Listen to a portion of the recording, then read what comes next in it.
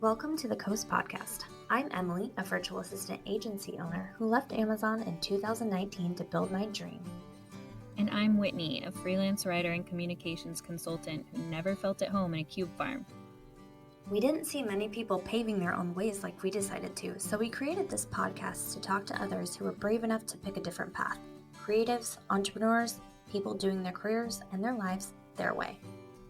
Join us as we learn from them, get inspired, and show you beautiful paths less traveled. Not every road leads to the coast, but the ones that do come with a great view.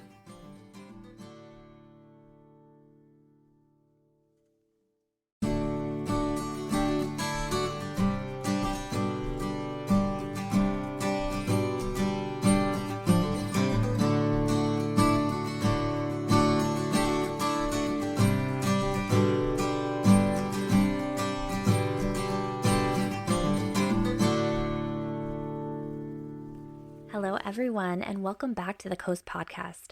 My name's Emilie Given, and I own a virtual assistant agency based in Linwood, Washington. If you haven't heard our podcast before, this podcast is about the journey of entrepreneurship. Whitney and I essentially interview other entrepreneurs about their journey and leaving corporate, and I will let her introduce herself now. I am Whitney Popa. Thank you for that beautiful explanation, Emilie. And I own a communications consultancy in Edmonds, Washington, right down the road from Emilie. And we are so excited today to be talking to Sam, who owns a human design coaching business. I'm just going to call it that. And as the people who have listened to this podcast know, I am very deep into human design, but Emilie actually got me started on it, which you know that, don't you? Yeah, I think so. Yeah.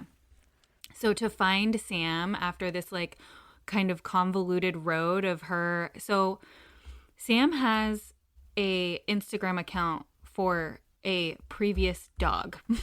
And that Instagram account followed the co-working business that Emilie and I actually both helped to launch. So I didn't know who was behind the dog account. And the dog is like top fan status.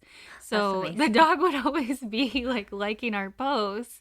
And then our mutual friend Richard was like, oh, Sam was at, Bugs is Bouncy was at this event. Like, did you meet Bugs? And I was like, no. How would I even know what who Bugs is? Was the dog We're talking there? to Bug is Bouncy right now?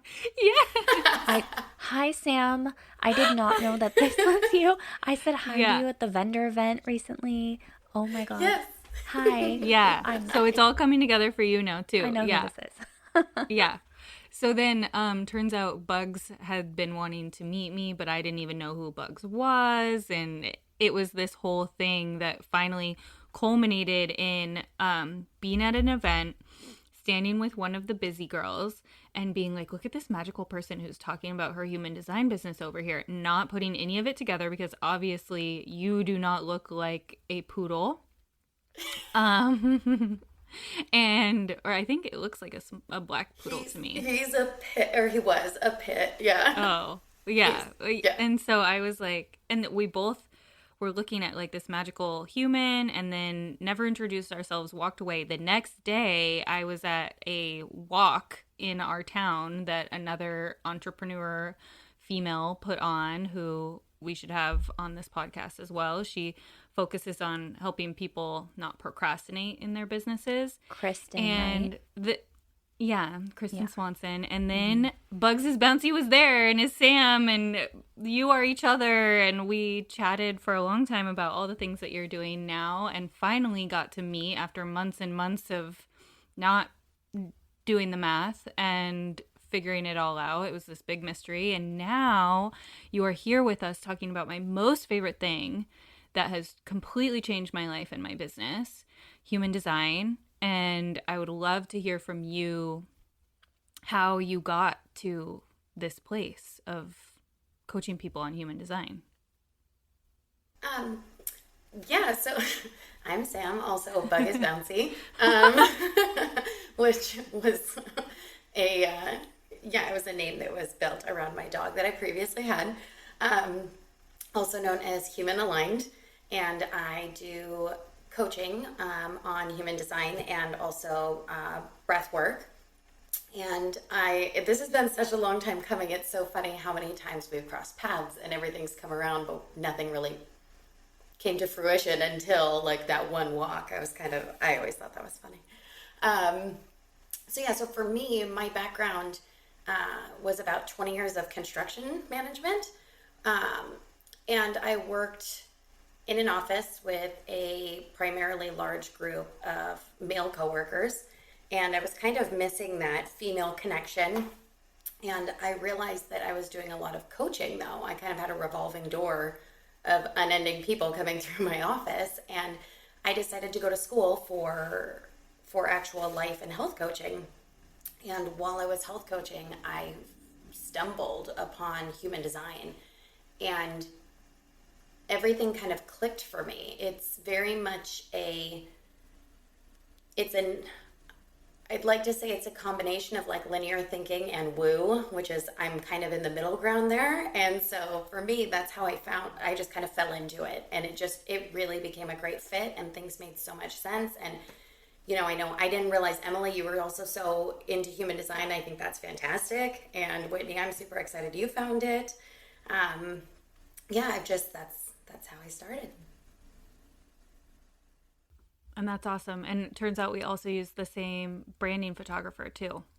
We did, and that was the weirdest thing also.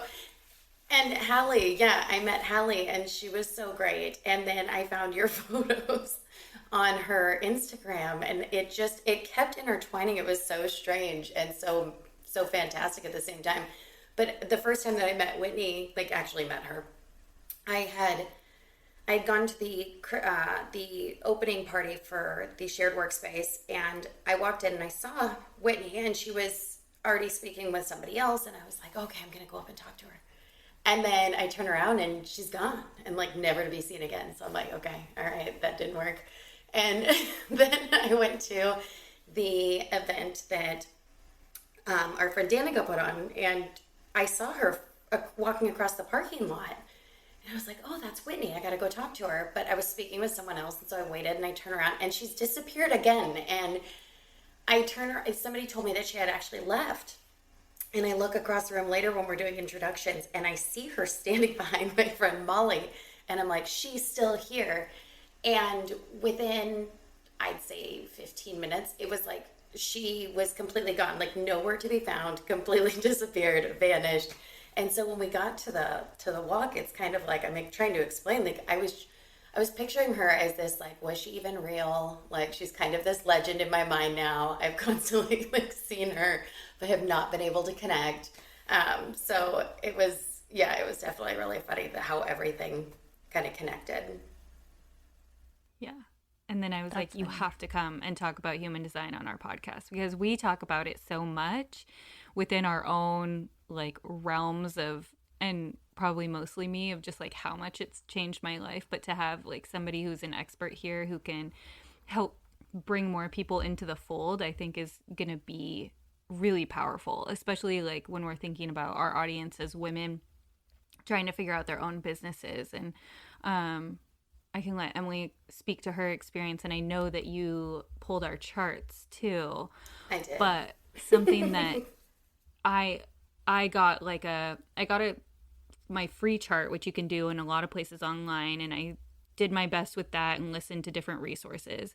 And then I bought from Erin Claire Jones what she calls a blueprint, which is like this larger explanation that goes into like every part of your chart. And there's so many things that I learned about myself, like the fact that so the co-working space is relevant because I am meant to be around other people, but not necessarily work with them directly, like come in, give a speech, leave.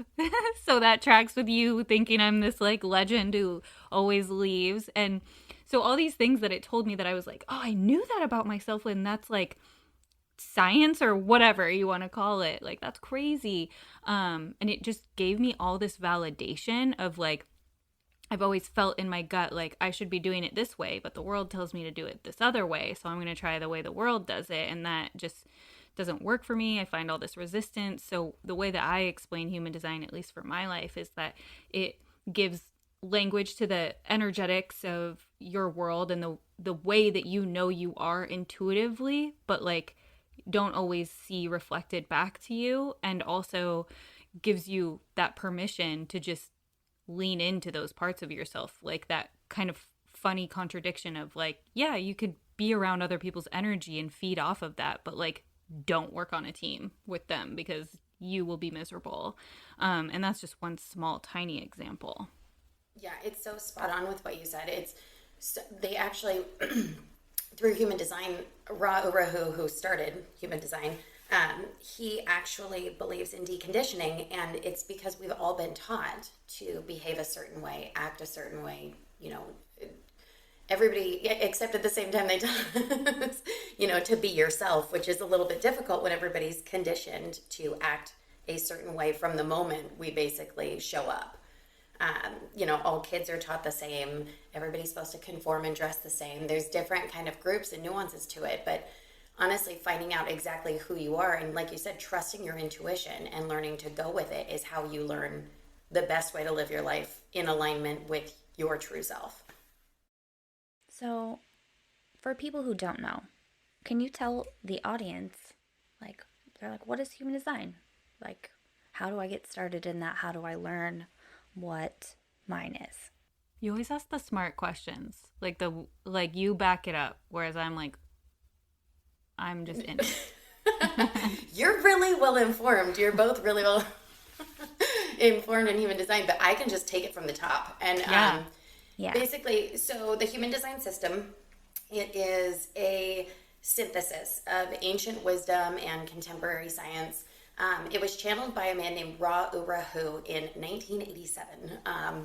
He had an encounter with something he called the voice, and he derived this combination of astrology and the I Ching and the chakras and the tree of life and quantum mechanics, astronomy, genetics, biochemistry. He just kind of took everything together and melded it in a way that basically, I wish I had a better word for this, but he melded it in a way that he built this system where when you input your time, exact time, you want your exact time, date of birth, and location, you build what they call a body graph. And you can go on to, I prefer Genetic Matrix.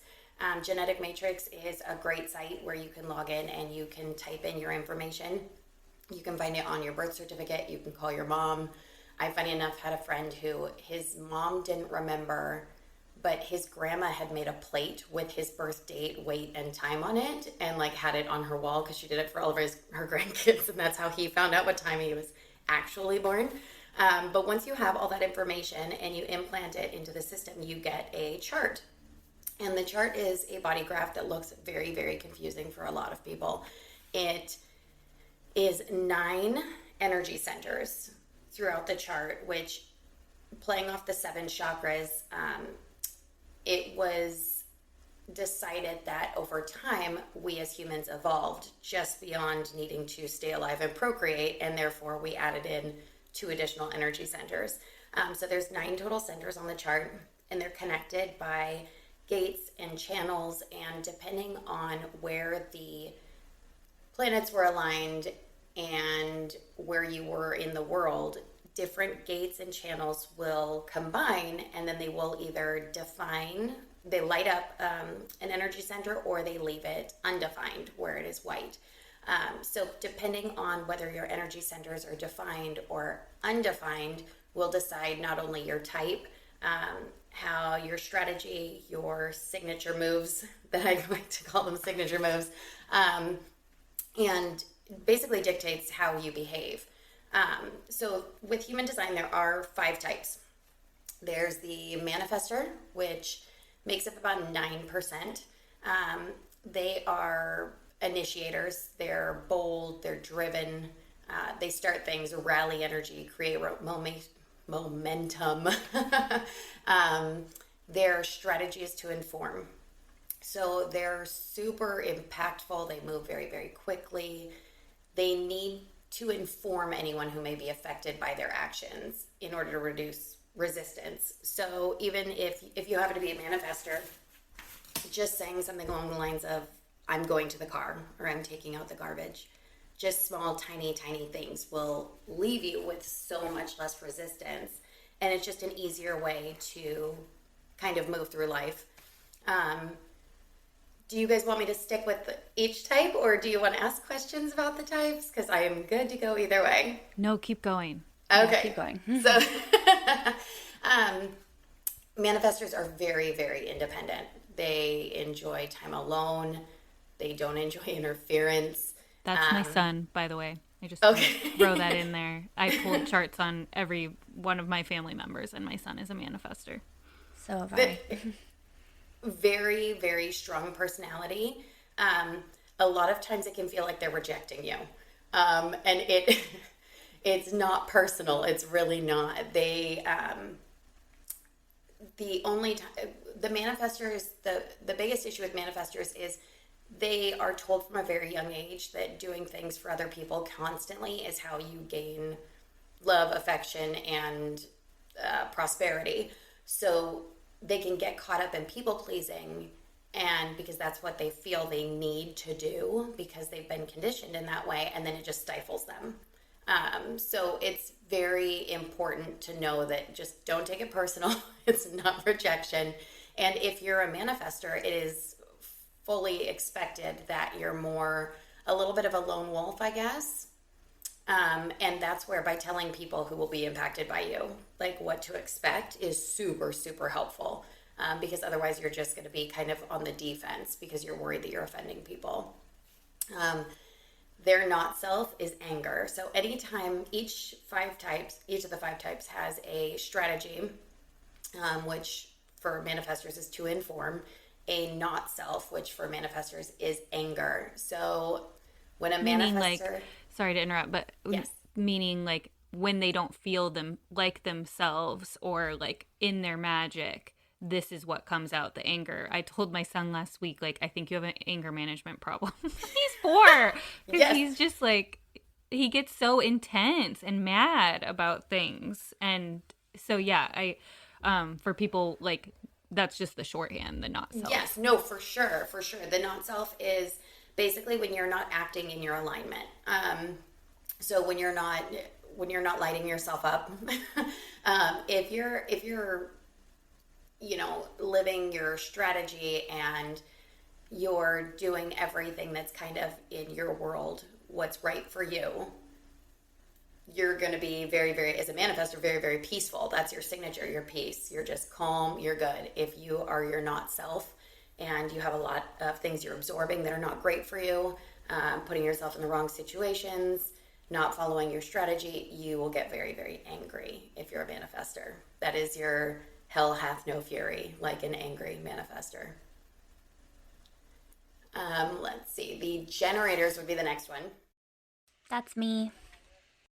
I see that. Yes. Emilie is you're an emotional generator, a 6-2. I love all the nuances that go behind. I'm like staring at your chart right now. So I'm like, yeah, it's really interesting. My stepson, who's my husband's son, is the same 6-2 generator. And I find that so fascinating. Like, we're not related. Isn't it fun? Yeah. It's cool. Well, okay.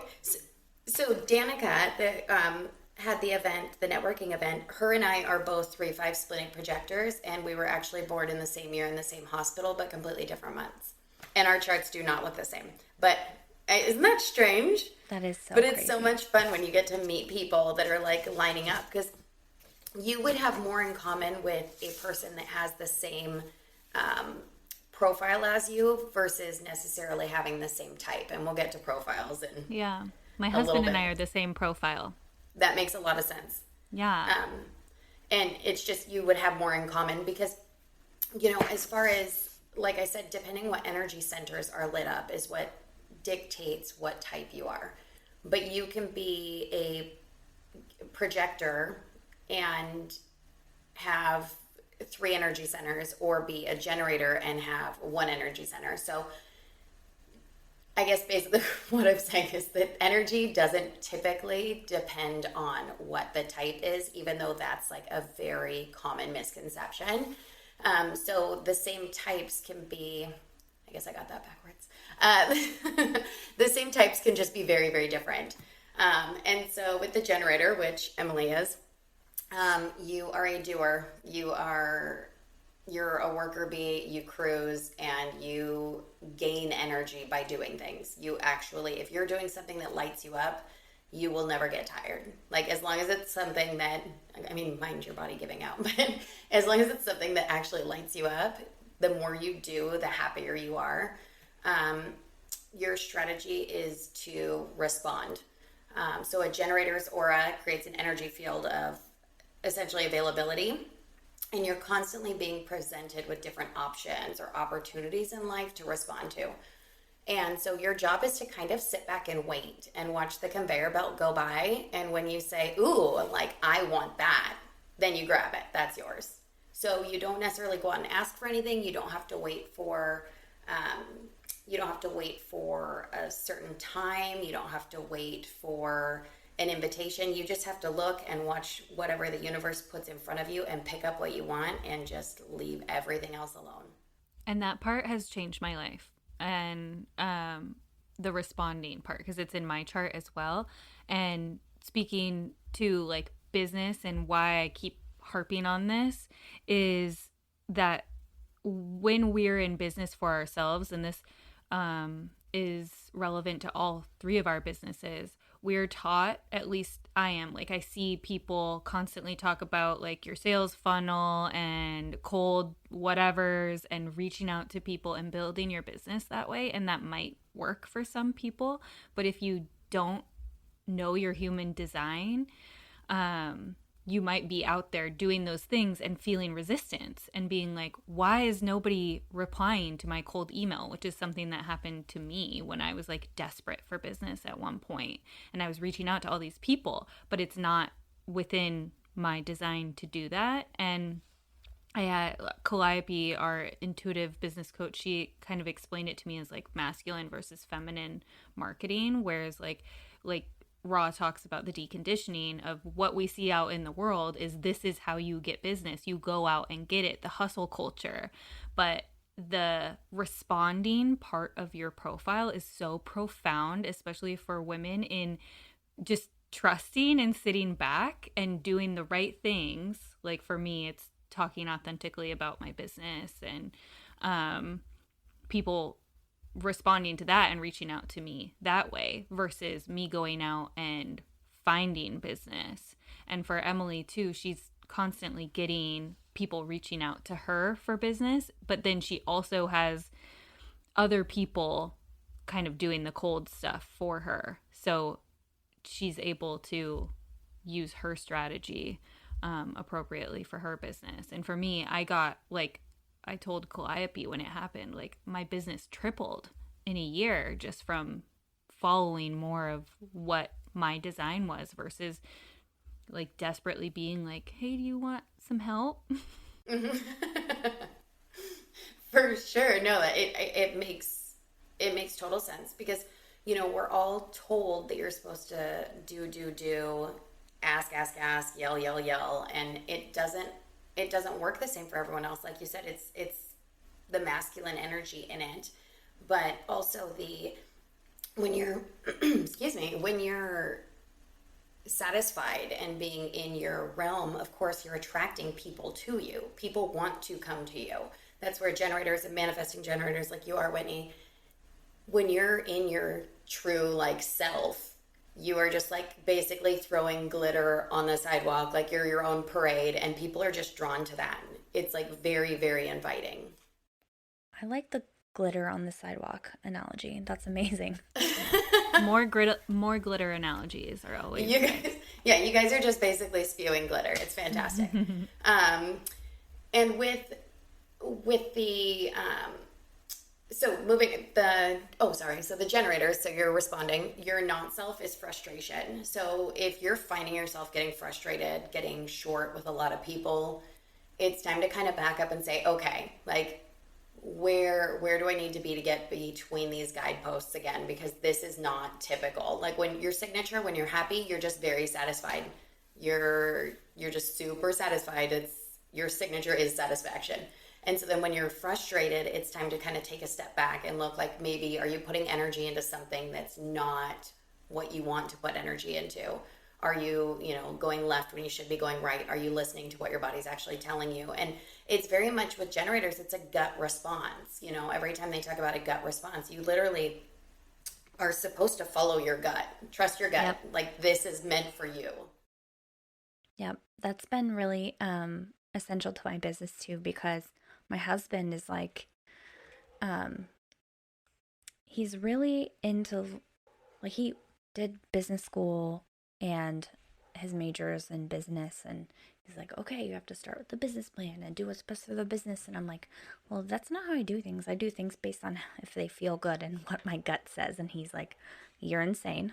But it's been great. And then it's actually taught him to listen more to his gut too. So we have like meetings about potential leads we're having, and I'm like, what does your gut say? And at first he was like, oh, whatever. And then he's like, well, I kind of have this feeling that, he's like learning to listen to his gut too. So it's been really cool for us. And I find that I teach all of my coaching clients as well. Like, if you have a weird feeling in your gut about that client, 99% of the right, 99% of the time you're right.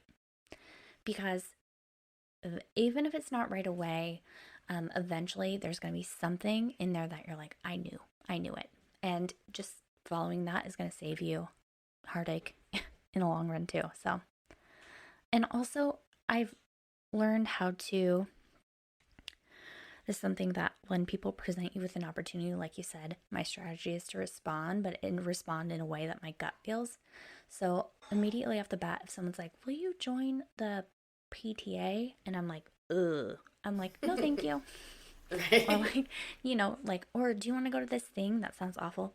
No, thank you. Like, I'm honoring that more than I used to, because I used to feel like as a generator, like I always had to do everything and go and just be involved in all these things. But now I'm really narrowing it down to like what feels good to me and what I actually want to be doing. And it's been so much better for me. Yeah, that totally makes sense, especially with, like, it goes back to the conditioning. Like, you continue to do what you get praised for. And what it leads to is very frustrated people that experience burnout, or that end up getting into relationships or business partnerships or things that they get roped into the PTA when they don't want to do it. People would rather you put your energy into something that actually lights you up. And I think that people are finally starting to realize that. And I love that your husband's jumping on the train where he's just like, okay, like maybe I could take a look at this. This might be working for somebody. I think that's awesome. He is I have his chart up too because I pulled my whole family. It's 2-5 Manny-Gen. And we have a whole family of not self-frustration people. So there's a lot of frustration in my house sometimes. Yeah, the anger is upsetting for me, but at least I get it. Yeah, I think it's a lot easier to understand people once you've seen their design. And that's why I think it's so cool that you guys know yours with your kids and your spouses, because it's a lot easier, communication wise, to speak to somebody when you know how a little bit of what's going on behind the scenes. And so like with manifesting generators, which Whitney, you are, your strategy is to respond and to inform. So you get both because you're a mix of the top two. You're a trailblazer, about 33% of the population. You're multi-passionate, you're magnetic, energetic. You have a motor that can also go all day if you're doing what you love. The not self is you get a mix of frustration and anger. Yeah. So that's I guess I am angry when I'm frustrated. And then your signature is also a mix of the satisfaction and peace. So that's a positive. It's really interesting to talk to manifesting generators and to actually look at their charts, because a lot of manifesting generators can be very much more manifester. And then on the other hand, there's a lot that can be much more generator. Do you feel like you kind of lean towards either one more so, or? I feel like I'm a big mix. It I would know, make sense staring at your yeah, chart. I manifest quickly is what I was told just last week. And that all makes sense.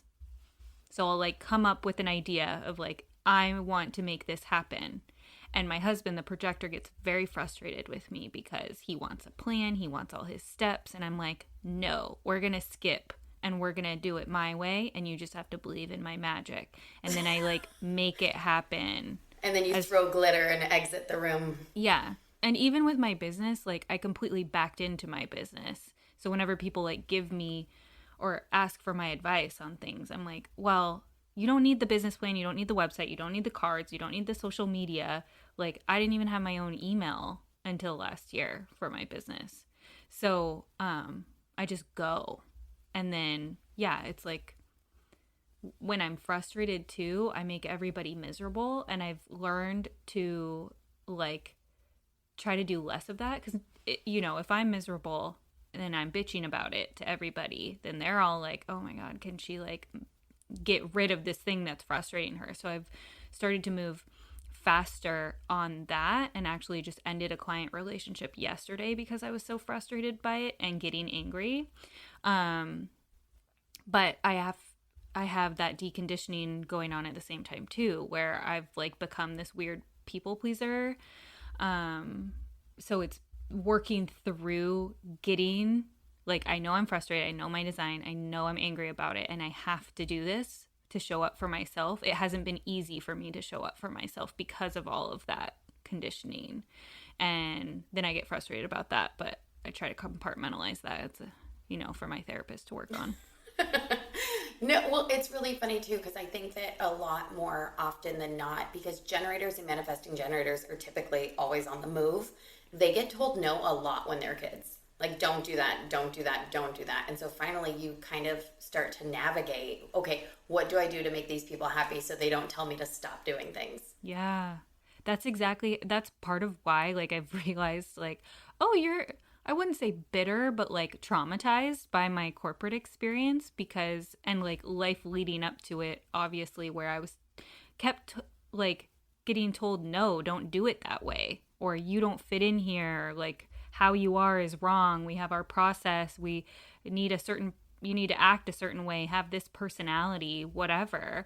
And I was the common denominator of course, but like the systems that I was in didn't work for me in how quickly I move and how I have to work with others and all these things that I've realized I have to undo all of that, because I would say no and they would say, actually, like, you don't have the power here. So yes, you're going to have to do that. And that was another layer of like being told no in a different way of like, you don't have power here. You can't make the moves that you want to make or be the person that you are. So I wasn't able to ever like live my design, even though I felt it. So this running my own business has been a huge learning in all of that. Well, it makes so much more sense when you get to hear about your design, and then you know that literally you've got this little kid stomping in your head that's angry and pissed off when they're telling you can't do it a certain way. And it's like, no, because your way's not necessarily right. Like, and you start to learn as you get to being an adult and you get to have agency over it. And I think it's fantastic that you guys already know that you guys are learning this so your kids can grow up knowing it. The biggest piece of advice that I can give for generators and manifesting generators and anyone who is communicating with them is to, going forward, especially when they're frustrated or angry, is to ask yes or no questions. But even when they're in like their like perfect flow, if you ask multiple choice but don't give them the multiple choice responses, it's crickets. So like if for example, if you're like, okay, well, what do you want to have for dinner? I don't know. Exactly. If I said, do you want pizza or do you want sushi? Do you want in, or do you want to eat at home or do you want to go out? Like, if you give people options, like just flat out options, they will answer you. And it's manifesting generators and generators every time. If you say, what do you want? It's crickets. It is you'll never get an answer, and it just goes back and forth and back and forth. And people will get frustrated with you for your lack of answer when in reality they just aren't asking the question properly. Yeah. I trained my husband on that, actually. He has to give me 2 options or a yes or no. That's our design. That's not like normal women, I guess. I don't know. For me, it's like, what do you want for dinner? And I'm like, I don't know. And I'll go on Pinterest for like an hour. I'm like, get lost in whatever. And then like build a shopping cart. And then I'm like, no, I want takeout. Like it takes me like 2 hours to get there though. It's a circle. Oh, and the same bring thing us like to on Netflix. How long do you take Yes, on Netflix? I was just gonna say I hate Netflix on for Netflix that. when you sit down, you're like, let's watch something, and you scroll for an hour, and then you're like, I'm tired now, I'm going to bed. I need someone to tell me, watch this thing on Netflix, and You I can will do just, it. ask options. Ask options. And it's really helpful. Like, okay, so, if your husband's, did you say your husband's a manifesting generator also? Yeah, he's a mini gen. He's actually the same as Whitney, isn't he the same as you? No. I'm a 2-4. Oh, okay. So you are actually the same as EJ. My littlest son is a 2-4 mani gen, which is so intriguing to me. I love this. So with the manifesting generator combo, you can also write down like 5 just options, random options. Just write them down and then take turns crossing them off the list. And it can be for just kind of anything. It can go down to chores, like what chores do you want to do?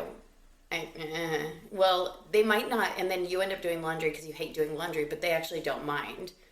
But they never told you that they don't mind because they didn't have an answer.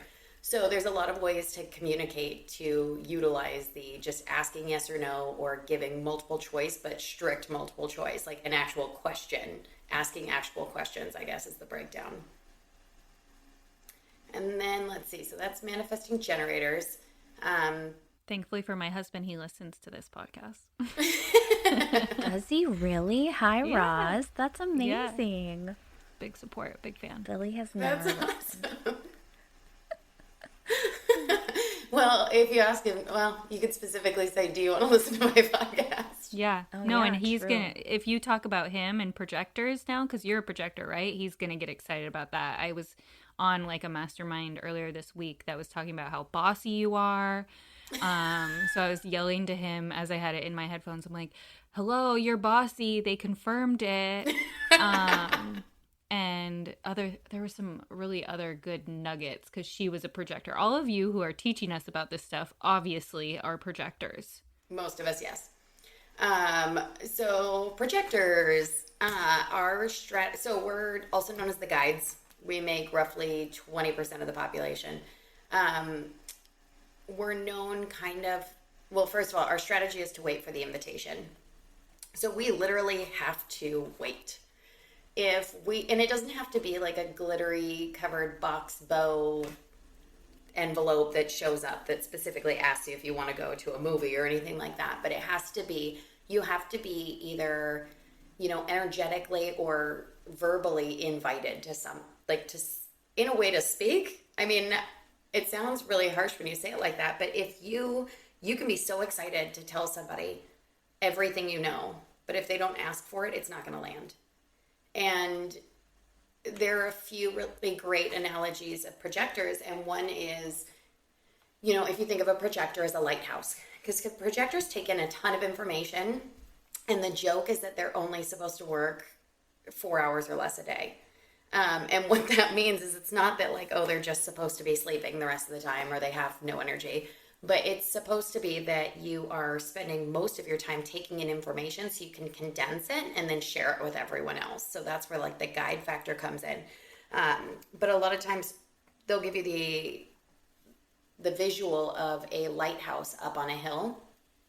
Lighthouses are up on the hill. They're staying in their lane. They shine their light for whoever wants to come and, partake in whatever they have to offer. Lighthouses do not run up and down the beach screaming at boats to listen to what I have to tell you. It's just kind of a separation, just a little bit of a setback. And they're also known as birds.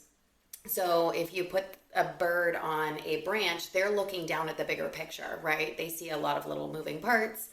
Say you're in Africa and you look down and there's zebras and elephants and crocodiles, and you're a bird and you're looking at all of it and you're just watching everything move.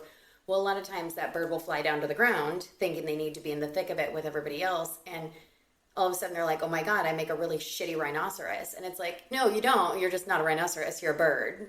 So like get back up to where you can kind of manage a little bit from afar, so you can kind of recognize the gifts and talents of everybody else, and help them see the bigger picture. But you kind of stand back and wait. Sam, do you ever like tell people, because I've been Googling this a little bit, like when you're talking about it and talking about the different types, like relate it to a celebrity that is famous for, like, that's that type, so you can actually see it like embodied. Like I know like Beyonce's a generator, and so I'm always like, Beyonce. Like I always get excited. I always get excited about that. I have not seen that, but I love that. No, that's perfect. Yeah. Like she's the epitome of a generator. Like that makes so much sense. Like, but like a projector, like is Nelson Mandela and like Barack Obama, like very influential people, like from that bird's eye view, like you're talking about. So for sure, it helped me like really kind of embrace it, I guess, a little bit more. No, I love that. That's amazing. Nelson Mandela is a projector, and I'm gonna have to look up some more of those because they are very, very fitting. Like most people, once you start to chat with them a little bit and kind of figure out where they're coming from, you have a pretty good idea of what their design is. With projectors, they're not self as bitterness. And I can very much attest to this. When I am not doing what I'm supposed to be doing for myself, I get bitter. And it's not cute. It's really not. But the signature is success. And so with projectors, like when your stars are aligning and you're doing everything you're supposed to do, like you just kind of fall into it. Like you will be successful. Like that's just how it works. And with projectors, they don't have a sacral. I should have mentioned this before. The five types. The generators, manifesting generators, which makes them is that they have a defined sacral, and projectors do not have a defined sacral, which is an energy center. And typically, depending on their charts, they can have what's seemingly a lot less energy than other people. And so, Whitney, I don't know if you can attest to this, but like your husband might get a lot more energy when he's out and about. He might be a little bit more amped when he's around other people versus when he's by himself. Like for me, I belong to a shared workspace so that I can go and essentially steal all your guys' energy. Not that you technically lose it, but I ride your wave of like the power that you have when I need to get something done. Mm-hmm. Yeah, he is a extrovert as well. So I don't know how he's survived working from home so long. But yeah, he is just bananas with getting energy out. But then he like constantly rests. And I want him to like own that. Like I push you need to rest and take your breaks. Like you're not meant to just sit in your desk chair 9 to 5. And he actually says he gets his most energy from doing house projects that's when he feels lit up, is like outside doing things, and then also when he's around other people. So when you're around other people, you kind of reflect their charts. So if you have a defined center and mine is open, I'm going to gain from you and actually amplify it. And so getting energy from other people, it's very important for projectors to take rest. They need ample rest. They need alone time. They need to disconnect. You mentioned Erin Claire Jones before, and she's a projector, and her and her partner sleep in separate bedrooms so they can completely disconnect from each other for a certain portion of time, because your centers and your energies can greatly affect other people. And so another thing with projectors, oddly enough, is that if you work horizontal, it's not a joke. Like if you're literally laying down when you're working on your laptop, you'll be much more productive because it won't be as draining for you. which if you can hide it on a Zoom, that's great. Otherwise, it might look a little weird if you're constantly like Are with you chin laying to down right now, camera. Sam? I am actually not, but it would have if I would have known that there was no video. There's a chance. Um, but yeah, it's projectors do definitely gain most of their energy from other people, but the biggest issue is that they need to be very, very careful of burnout, because if you constantly take in everybody else's energy and just run with it, you won't stop. You'll just keep running on it, and you don't have it. You'll literally burn out your adrenals. Each type has a kind of a downfall, obviously, but more so it's based on your energy centers and which ones are defined and aren't, for like where you would have ailments or illnesses if you're not living in the way you should technically. And then we come to the reflectors. So the reflectors are unicorns. They are full-on mirrors. They are less than 1% of the population. They have every center is open. And so for this reason, they constantly, as the name says, reflect everything that's around them. They are like the ultimate chameleon. And their strategy is to wait a lunar cycle, which is, it's a bit much. And obviously you don't have to wait a lunar cycle to decide what you want to watch on Netflix. But for a reflector, for any major decisions, they definitely need to wait. And it can be a lot for people to understand. They're like, that's just crazy. But they can be a different person day to day. And surrounding to surrounding, they can be completely different. The not self is disappointment. And their signature is surprise. Because basically, like anything, when they're excited about things, it's because they have things coming to them that they're surprised about. Everything is built outside of them. So the hard thing about reflectors is because they're extremely in tune with the phases of the moon, is why they have to wait a lunar cycle. The phases activate different aspects of their chart. And so reaching clarity on things is really, really difficult. And you can be a completely different person based on the day. So a lot of times people are like, you know, they'll call people out and say, like, you're acting like you're not yourself. Well, if you're not around that person every day and you see them once a week, they could act different every single time that you see them, because it's a week, you know, in a week, I guess, in between. So it can be a drastic change. They don't have any consistent motors. They have to learn to work with the flow of their own energy. They can temporarily take in and amplify the energy of other people, but they can get very overwhelmed at the same time because you're amplifying it. So reflectors are unicorns because they're basically mirroring their surroundings back, but also as people, they can just feel very, very lost. Yeah, I feel like they have to figure that out for themselves or know that about themselves, because I feel like if any of the people I'm thinking of who may be reflectors, which maybe not, they could just be two-faced, but that's how I thought about them. I was like, why are you like telling me this thing and then telling the next person something else? And that could just be like, you know, old sorority girl drama. But if they are actually like chameleons, then they are just melding into their environment. And that's got to be, I don't want to be a reflector. That would be like a lot to take on and try to figure out how to be in the world. You know, with the reflectors, I had spoken to someone that was a reflector, and she was actually medicated because everybody kept telling her that she was bipolar. And she's like, I don't think I am. Like, I really don't.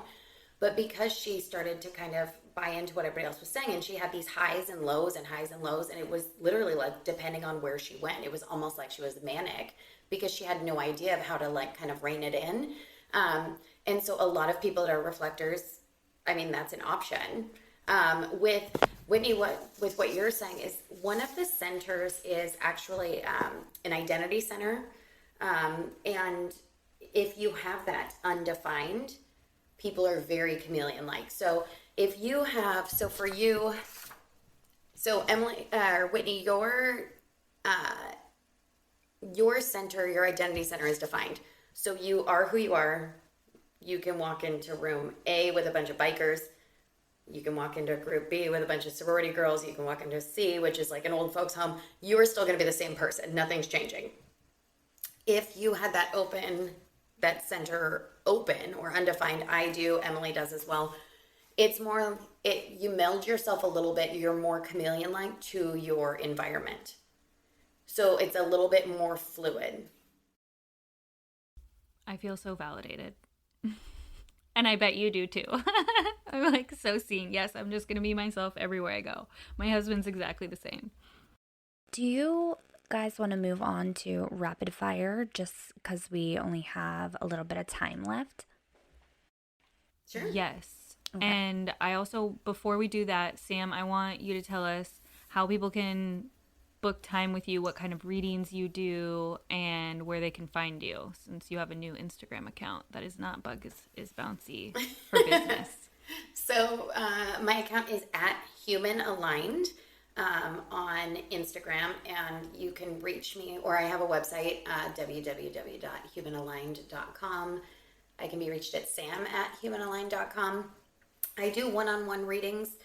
I'll do a breakdown of your chart. We can do a one-on-one session through video app.